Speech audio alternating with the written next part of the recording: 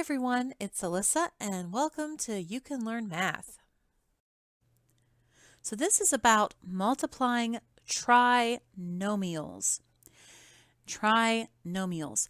In a previous video, link is down below, we did multiplying binomials.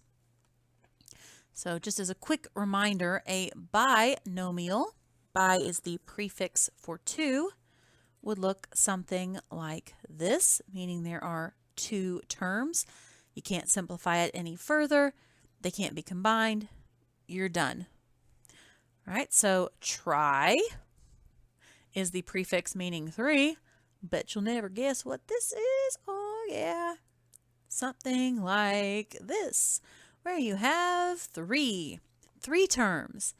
Now, please don't assume that just because we have an x squared and an x, and up here we have a single x, that means that's the only thing can be a trinomial or binomial. Nope, nope, nope. It just means 3 terms. So it could be something like this. I don't know why I put, there we go. That could be a trinomial. And same with up here. This could be an x squared plus 5. It's not talking about the degree of the polynomial. It's just how many terms are in it. Right, so just as a quick reminder, if you want to see this in detail, look at the one on binomials. When you're multiplying the binomials, we take each term in the first set, we'll call it, and we multiply it through everything in the second one. That's the process. That process stays the same no matter if I'm doing something with 3 terms times 3 terms or 2 trinomials. You could have as many terms as you want. It's the same process. You take each term and go through multiplying it by every term in the second nomial. We'll call it. That's not the right term. I'm calling it that today. It's a nomial. Polynomial. If that's binomial, monomial, trinomial, they're all poly. Poly just means many is the prefix. Okay, I know using these words can make things seem confusing. These are the words that you're going to see in your math book, so I do want to use them so you're used to hearing them. Okay, so before we do a trinomial times a trinomial, let's dip our toes in the pool, as it were, with a binomial times a trinomial. Okay, so just like as I said, when you're multiplying binomials, you start with your first term and you're going to multiply it by each term, no matter how many there are, in the second polynomial, the second thing encased in parentheses that you're multiplying it by. Then after you've done that, you take the second or next term in your original polynomial, fancy words. Stop doing that, computer. Okay, and then you multiply it one by one all the way down the line. Then you combine like terms, back it up, and you'll have your answer. If you need a refresher on combining like terms, link is in the description below for that. Okay, so let's go through it. Start with our x.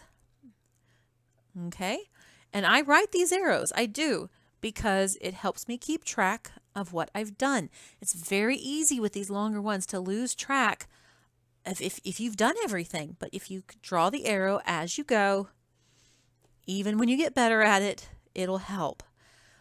Okay, x times x squared is x cubed.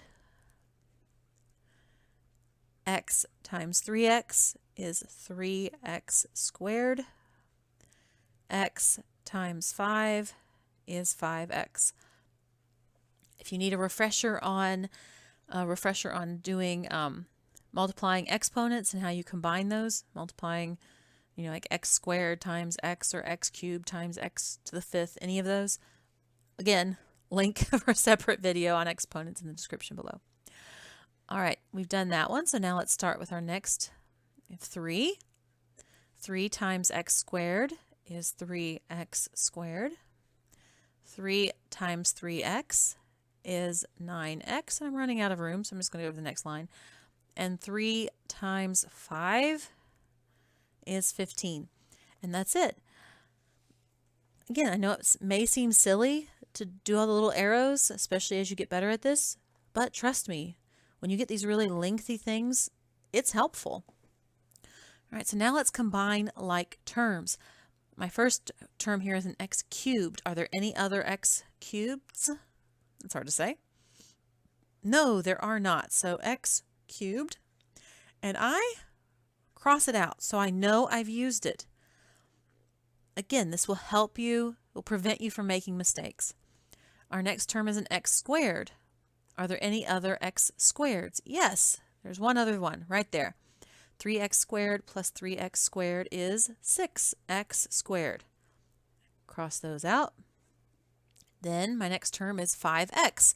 Are there any other x's? Yep, there's one. 5x plus 9x is 14x. 5x, 9x, cross those out. Only thing left is just the number 15. So x cubed plus 6x squared plus 14x plus 15. And there I've done it. Again, it may seem like crossing things out and drawing arrows. Trust me, it helps. And will keep you from making silly mistakes. Like I always say, anyone can get a question wrong, like on a test, because you're like, oh, I forgot how to do that. I mean, that happens to everyone. And, you know, okay, no big deal. If you're doing a test and you get it wrong, you know exactly how to do it, but you get it wrong because you were just going too fast and not being careful. Oh, that stings. That just hurts. So we don't want to have that happen. Okay, so for this one, we're going to use that same process. The process never changes, ever. So same process. We have our first polynomial. Again, that's our term. We take each term in it one by one, and for each one, we multiply it by everything in the other polynomial. Even if this kept going and just kept on going, and there were like 10 more things, you could do that. It's just step by step. It'd be a pain. It'd be annoying, but it absolutely could be done. Then we would take our second term and same thing. Go through multiplying by everything in the next or second polynomial, and then take our next term, multiply it by everything in the next polynomial, and that's it. No matter how many terms are in this one, no matter how many terms are in this one, that's the process. Just be very methodical, be very careful, make sure you don't miss anything in your multiplying, and make sure you don't skip anything when you're combining like terms. That's the two. Once you have the main process down, it'll go really quickly, you'll get it, but be careful of those mistakes. They're very common. All right, first, x squared times x squared. Taking my first term, I'm going down the line. X squared times x squared is x to the fourth. Next, x squared times negative 6x. Make sure to keep your negatives with the number that they follow. Do not make the mistake of just multiplying by 6x. This is attached to it. Negatives are attached like glue to the number that follows it. So x squared times negative 6x is negative 6x cubed. X squared, whoa, wrong tool. X squared times 2 is 2x squared. Okay, use a different color. It'll be yayo. All right. 3x, take our next term in the first polynomial, and I'm going to go down the line again with my second grouping, my second polynomial. So 3x times x squared, 3x cubed, then 3x, why does it like to do that? I'm drawing. 3x times negative 6x, remember, negative. 3x times negative 6x is negative 18x squared. Again, remember for this, we multiply the numbers and then we multiply the variables.